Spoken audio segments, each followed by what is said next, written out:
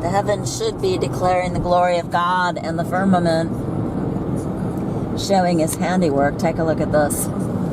All I see far and wide is the electric blanket sprayed in daily by the forces that should not be. I'm talking about the Air Force, the power of the air, electricity. This is just really crazy, the sky, and then of course the ball Earth, the sun, the glow ball, that's what I meant to say, the glow ball.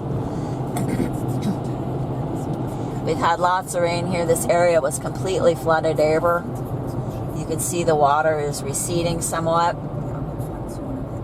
or has receded somewhat. And then when it gets real hot, people will say, well, it's no wonder the trees are dying because there was no water. There has been no rainfall. How quickly people forget. I noticed that also. We had a real cold spell, and then all of a sudden we had a lot of fog. And then day after day after day of fog and rain, or rain and fog. And then at the end of the week, I was at the barn, and I said to somebody, well, we had all that rainfall, so it's no wonder the flat is still wet and deep. And she said, we didn't have rainfall, we had ice. She had completely forgotten about the rainfall. And I heard this from a couple of people, and I took note. Because I thought, this is really weird that people don't remember that all last week it rained.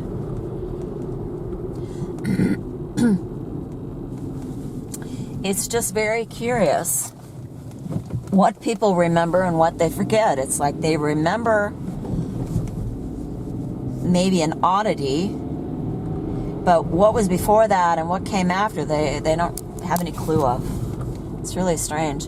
Somebody asked me also recently, how do you know so exactly that on January 1st, 2023, which was the first of the year, last year, that we had 18 degrees here in Disturbia? And I said, well, I remember because I was there.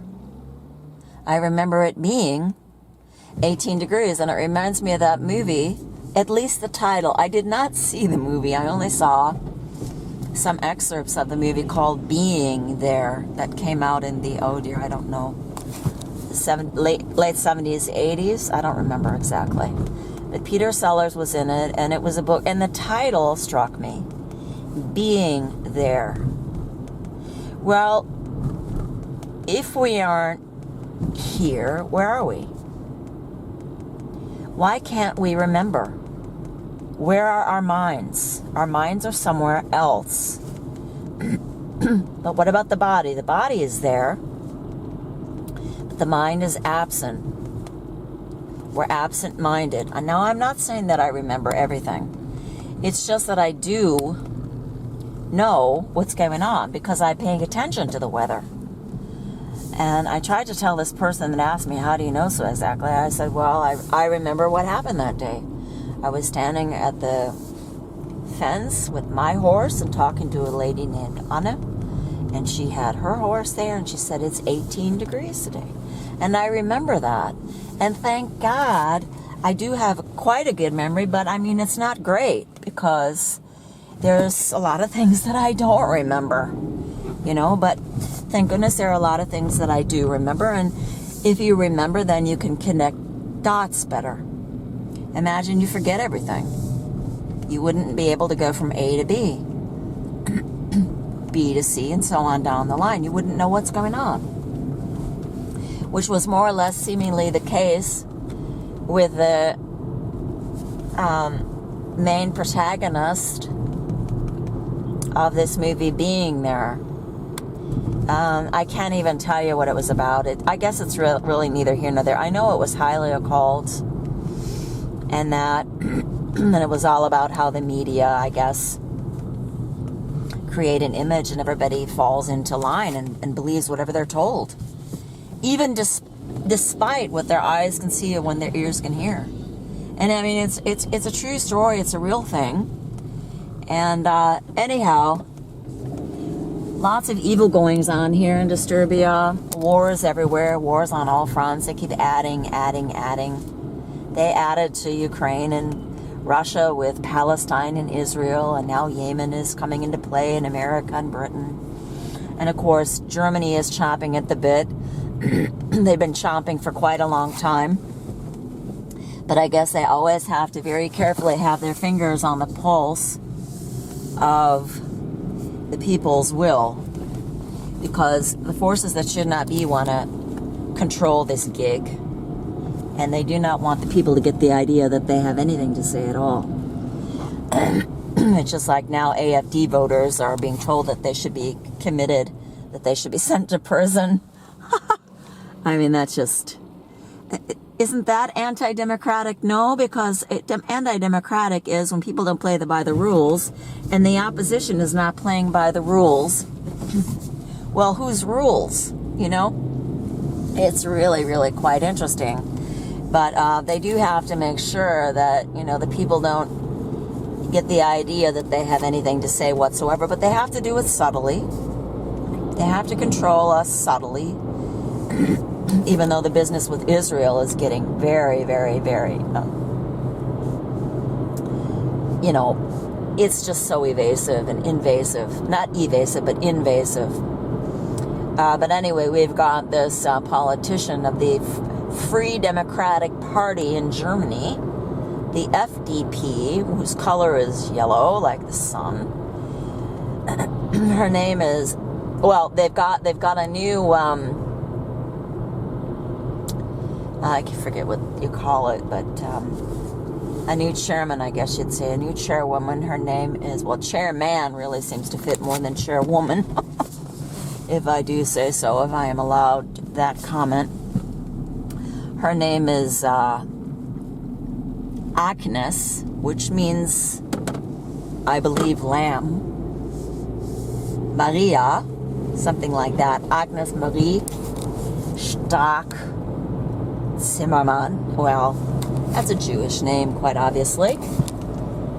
At least Zimmermann, and even Zimmer, is Edomite. And this woman has been saying for a couple of years that Germany needs to go and protect itself and join the war against Russia, those evil people. And we know that it's Hegelian. The thing is, all these highfalutin top dogs, do they ever die? No. They just send you to war so that you can die for your country, for your fatherland, for freedom. You're a hero then when you're dead. I know I'm very cynical about it, but it is such a vicious lie. Touted by the forces that should not be. I am so sick of hearing it. And the young men that believe this tripe, it's just unreal. You know, or do they go to war for Satan? Is that really what they're doing? I mean, in that case, let them have at it. But, you know, it's very hard to swallow and face the fact that these, if they are indeed Christian young men of Jacob Israel, are going to war to fight, and they die in something like a drill. They die, they're murdered in so-called friendly fire. Don't worry. It was friendly. They're dead, but it was friendly. Come on.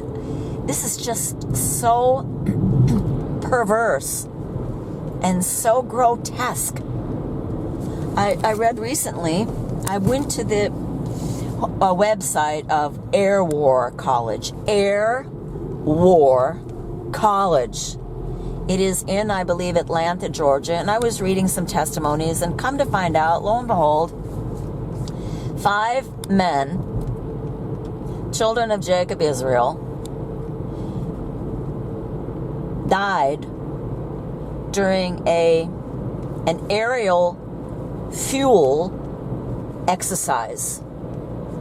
They said in the report that the helicopter experienced an emergency and all the men died. 2 were recovered immediately, and 3 of the bodies were recovered later. They were sunken. Now, I'm telling you, is that dying for freedom? The helicopter experience an emergency? What do they mean by that? You know, when I read that, my blood ran cold, and I read I looked up each one of the young men that died. They were all under 40. 2 or 3 had families. And God knows if that helicopter wasn't just simply shot down. You know, there's a saying, what if there was a war and nobody showed up? And I think that is the best idea, no matter how much they provoke you. Let them come. Let them come to you. Let them come out of their holes and attack you.